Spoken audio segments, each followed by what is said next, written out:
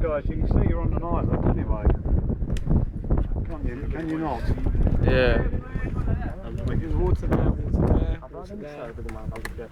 But sea level's gone up about 125 metres since the last ice age, and prior to that this would have been joined across there, and this water here would have just been a river. They're called the Solent River, so that would have just been a river draining through there, and it's only in the recent geological past that the water level's actually gone up and drowned it out. And certainly if you were here 20,000, well, you wouldn't have been here 20,000 years ago, because the population of the UK 20,000 years ago was 0, was it not? But if you were here, this land would have stretched far out to sea beyond us, and this would have just been a river draining through here. The sea level would have been 125 metres lower. It was quite possible to walk to Europe. There was no English Channel. That didn't appear until about 8,000 years ago. So big changes. When you hear people talk about climate change and sea level rise and things like that, it's just the norm, really. Sea level's gone up and down over the years. At the moment it's probably at about its highest it would be, although there is a suggestion of course that it will continue to rise. But as I say, big changes. We're about 150 metres above sea level here. This ridge pretty much goes right along the island. You can see it go east to west. There is a bit of a kink in the middle because there's a fault that's actually displaced it slightly, but effectively this ridge runs from east to west. And as I was saying earlier, if you go north of the ridge here, you're into rocks that are younger than the chalk, what's known as the tertiary. So the sort of rocks you have under London, the ones you saw at Alum Bay. If you go south of the chalk ridge, so these rocks we're looking at here down in the bay, those rocks are older than the chalk and would be in the Cretaceous period, which is a period of dinosaurs. And of course England's about the best place in the world really, well, Britain, for geology. If we go further west from here, we get into Dorset, which is the famous Jurassic Park, which is obviously associated with dinosaurs as well. And you continue to go west, the rocks tend generally to get older and older, and when you get down to Devon you've got into the Devonian, which is older. But the Isle of Wight is a pretty good place for geology. You've got everything laid out in front of you. And so what we're going to do later on today is to go down and have a look at the beach down here in these older rocks where there's all kinds of erosion and the sort of problems you saw at Alum Bay repeated there. As for the chalk, it's laid down at a rate, I think they say 10 millimetres per 1,000 years is the rate at which chalk is formed.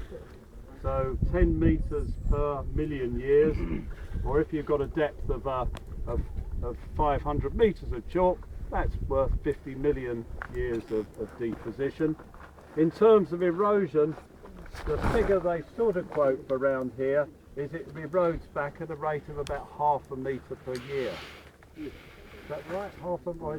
I think that's about right. I think, yeah, it's a reasonable sort of value. Obviously what happens is nothing much happens for 50 years and then you lose a great chunk, which you've seen. You go over to France, because you get exactly the same chalk strata over in Normandy, in northern France, then it erodes even quicker there. It's supposed to be going back at a metre per year in northern France. But if you see here, we're getting pretty close to the top of this ridge here, and you can imagine maybe in 50 or 100 years time Tennyson's memorial is going to have to be moved, and it will actually start then eroding back into the other side of the ridge. So the Isle of Wight probably is living on borrowed time. I don't know how long, but a few million years maybe. Once it gets through this chalk, then you've seen the sort of rocks you got behind, and they're all pretty soft and they're not going to hang around for very long. Anything else to say? Well, I think later on we can see the river and what's happening there, but that's the general picture up here. A nice chalk ridge which has been bent vertically on this monocline. Because of this S shape, the rocks to the south, the older rocks have been moved up, and so we're into the older rocks to the south. To the north we're into the younger rocks which we saw earlier today. That'll do for the moment, I think. I don't know if Steve is going to tell you something about Tennyson. You ought to really, if you're at his memorial. Behind you. There you go. Steve, you're going to tell him about Tennyson? He was a poet, wasn't he? That is So the Isle of Wight became quite very popular in the 19th century as somewhere to live. Probably most famously because of Queen Victoria. And where we've been staying in Shanklin and Ventnor, places like that on the east coast of the island, they developed in the 19th century, became very popular to come and holiday here. Tennyson was a 19th century English poet. He was the poet laureate, and probably his most famous poem he wrote immediately after an incident in the Crimea War in 1854. It's called The Charge of the Light Brigade. It was a disastrous charge made by a cavalry division into the Russian guns in the Crimea War. I think about 700 people made the charge, and all but 150 were either killed or wounded. Very famous poem, and I'm going to read it to you. Well, you don't have to listen. Half a league, half a league, half a league onward, all in the valley of death rode the 600. Forward the light brigade, charge for the guns, he said. Into the valley of death rode the 600. Forward the light brigade. Was there a man dismayed? Not though the soldier knew. Someone had blundered, theirs not to make reply, theirs not to reason why, theirs but to do and die. Into the valley of death rode the 600.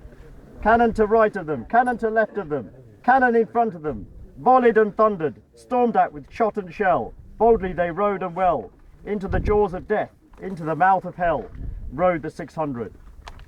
Flashed all their sabres bare, flashed as they turned in air, sabring the guns there, charging an army while all the world wondered, plunged in the battery smoke, right through the line they broke, Cossack and Russian, reeled from the sabre stroke, shattered and sundered. Then they rode back, but not the 600. So there we go. One poem on the top of Tennyson. Steve. Nice one.